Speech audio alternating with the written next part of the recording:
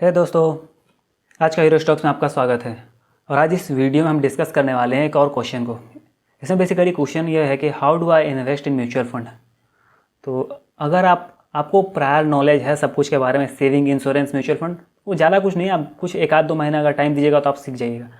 तब आप mutual fund में इन्वेस्ट कर सकते हैं। जब आपको थोड़ा बहुत इक्विटी सीखना है तो आप कैसे इन्वेस्ट कर सकते हैं, बेसिक बस इसी में बता रहे हैं।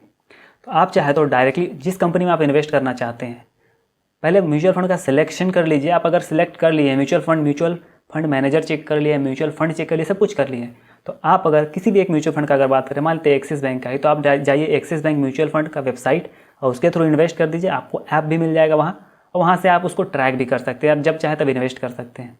आप डायरेक्टली उस ऐप के थ्रू कर सकते हैं, या फिर बहुत सारा ब्रोकर होता है, जैसे कि जो हम जानते हैं एंजल ब्रोकर, ग्रो ऐप या जीरोधा हुआ, ये सब ब्रोकर कहलाता है। तो आप उसके थ्रू भी इन्वेस्ट कर सकते हैं म्यूचुअल फंड में।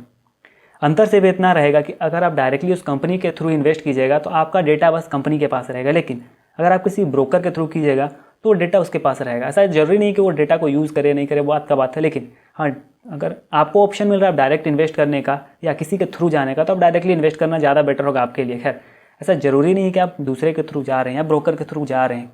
किसी म्यूचुअल फंड में इन्वेस्ट करें तो आपको कुछ कमीशन देना होगा, कमीशन कुछ भी नहीं लगेगा। आपको बस इतना ही करना है कि उस ऐप के थ्रू, उस ब्रोकर के थ्रू जाके बस उस म्यूचुअल फंड को खरीदना है। बाकी काम सब कुछ सेम होगा, कोई अंतर नहीं होगा। तो होप आपको पता चल गया होगा कि कैसे इन्वेस्ट करना है। आप डायरेक्ट उसका वेबसाइट जाइए या उसका ऐप खोलिए, तो और वहीं से आप पेमेंट भी कर सकते हैं। सब कुछ आपको वहाँ मिल जाएगा। बस थोड़ा सा KYC कराना पड़ेगा वहाँ पे।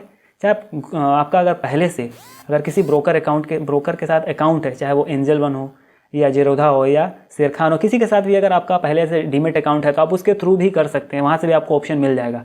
लेकिन मेरा सजेशन रहेगा कि आप डायरेक्टली जिस कंपनी का आपको म्यूचुअल फंड खरीदना है उसको जाकर डायरेक्टली खरीदें, ना कि किसी थर्ड पार्टी ऐप के साथ जाके आप या ब्रोकर के थ्रू आप जाके खरीदें म्यूचुअल फंड को। अगर आपको ये पसंद आया तो मैं चाहूँगा कि आप इस वीडियो को लाइक कर दें और इस चैनल को सब्सक्राइब कर दें। धन्यवाद दोस्तों।